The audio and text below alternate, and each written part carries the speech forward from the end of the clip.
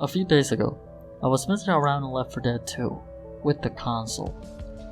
In case you didn't know, in this game and in other Valve games, you can utilize this big magical box called Developer Console to input commands and change the rules of the game. There's like more than 1,000 different commands, and one of the most basic ones is map, a command that allows you to start any map you've got saved. As I was browsing the list of maps, I found the classics. I mean, who can forget the good old C1M2, C5M1, or C8M4? We all love them. Anyways, jokes aside, I was browsing the maps and I found a map called Tutorial Standard, which left me pretty confused, since I don't remember this game having a tutorial per se. I mean, the game kinda teaches you how to play as you go along, but there's no dedicated map for that. So I opened it and I discovered this, a small map to, shockingly, teach the player how the game works. It's a tutorial, you know. Yeah, who could have seen that coming? So I played through it. The map is very simple, like very simple. You start in a small box with T1 weapons and first aid kits, nothing else. No pills or melee, not even an additional pistol. After exiting the safe house, you have to start an elevator to proceed, and I'm sure you've seen something strange in this map already. Well, it's got no textures. Instead, it's got these weird developer textures on the walls that totally break the suspension of disbelief. Still though, the map is fully completed and the bots can play. Oh, and I should mention that I first played this map in advanced difficulty, since I usually play in single player in advanced. However, I didn't know how tough this map was. But don't let me get ahead of myself.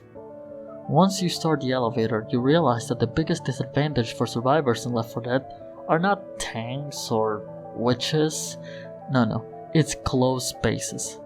Seriously, the room to maneuver is very limited here, meaning that smokers, boomers, spitters, and chargers all have a field day with you. The lack of pipe bombs doesn't make this any better. The only positive is that the game at least gives you tier 2 weapons. This map features no melee at all, which kinda makes you appreciate them even more, because going through a horde with no melee is no easy task. Anyways, when you proceed, you actually find the end of the map. You have to activate a crescendo event to use a train to escape. Now, if you thought that the elevator part was tough, then I invite you to play this part. The space to move is very limited. Zombies come from all sides, special infected spawn from every angle and with high frequency, which makes it really hard. There's pipe bombs, molotovs, 2 gas cans, 2 propane tanks, and a mounted machine gun. You'd think that this would make this section a piece of cake, but because bots are not super smart, they usually get in the way of the machine gun firing, or they end up incapacitated because of the fire. The limited room makes this part very challenging. The aforementioned lack of melee even further. After this, you have to go through 3 tanks in total.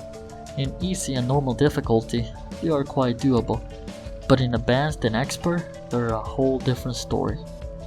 So once the train arrives, the map finishes. Once I finished, I wanted to check if the map was present in Left 4 Dead 1 because it felt like it should. And the answer is yes, it's the same map with some minor differences, like a different machine gun, and the placement of some objects was altered.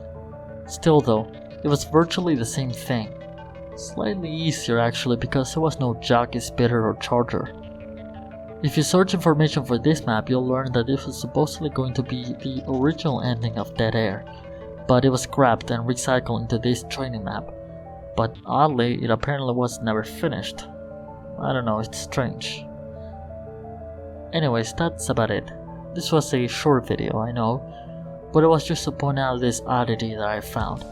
See you guys in another time.